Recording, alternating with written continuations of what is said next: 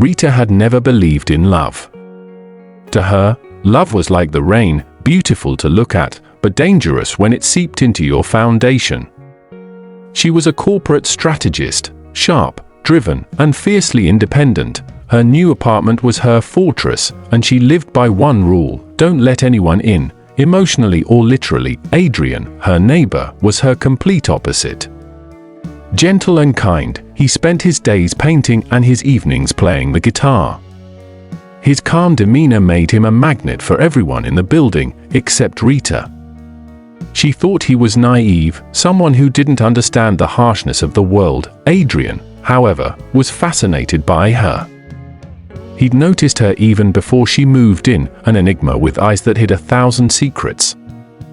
He often wondered what it would take to make someone like her believe in love. The turning point came one stormy night when the building's power went out.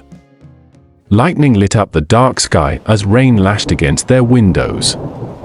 Rita hated storms. They reminded her of the chaos in her childhood, of nights spent crying herself to sleep. Adrian knocked on her door with a flashlight. "I thought you might need some light," he said with a small, genuine smile. Rita frowned, unsure whether to send him away or let him in. But as thunder roared, she sighed and opened the door wider. "Come in. Just don't touch anything." That night, over the hum of the storm, they talked. Adrian shared stories of his art and his dreams, while Rita reluctantly opened up about her cutthroat job and her distrust of people. For a moment, she felt a strange warmth, like the storm wasn't so bad after all. But when the storm passed, Rita's walls went back up.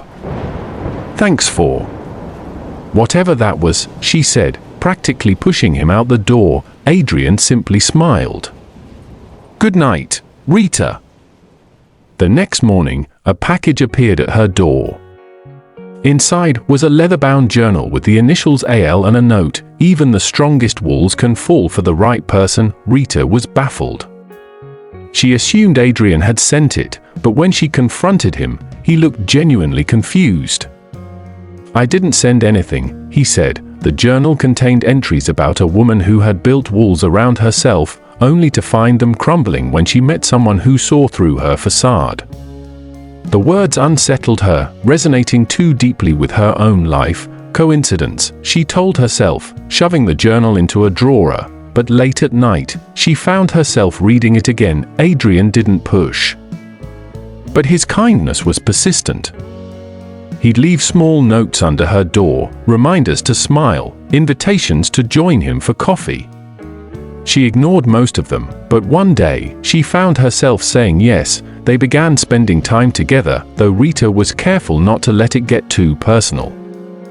Adrian, however, could see through her tough exterior. "You know, Rita," he said one day while they were walking through the park, "you act like you don't care about people, but you do.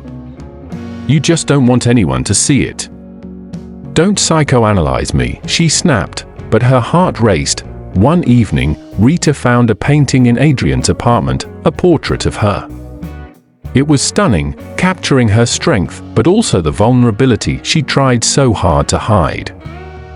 "You had no right to paint me," she shouted. Adrian looked hurt. "Rita, it's how I see you. Strong, yes, but also human. You don't know me," she yelled, storming out. That night, Adrian didn't come to check on her, didn't leave a note under her door. For the first time, his absence felt louder than his presence. Adrian's absence was suffocating. The small gestures he once made, leaving notes, sharing kind words, even the way he smiled at her, were gone.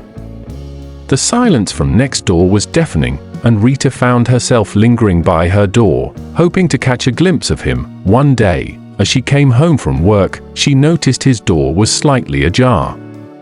Curiosity got the better of her, and she peeked inside. Adrian's once lively apartment, filled with paintings and vibrant colors, was now bare. Only a single canvas remained on an easel, a half-finished painting of her eyes reflecting both strength and sadness. Her chest tightened. She touched the canvas as if it could somehow bridge the distance between them.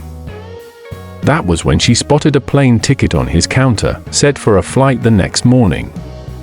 He was leaving, and she hadn't even tried to stop him. That night, she tossed and turned in bed, replaying every moment she'd spent with him. The way he'd smile at her jokes, even the sarcastic ones. The way he'd listen without judgment.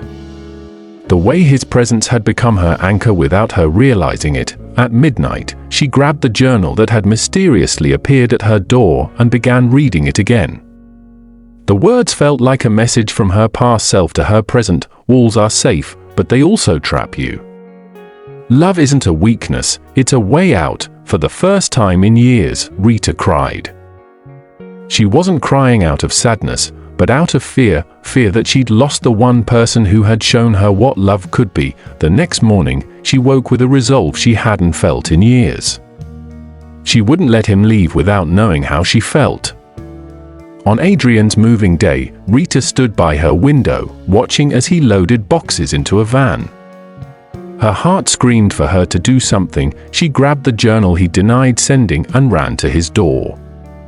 "Adrian!" She called out. He turned, surprised. "Rita?" She stopped in front of him, her chest heaving. "I can't let you go.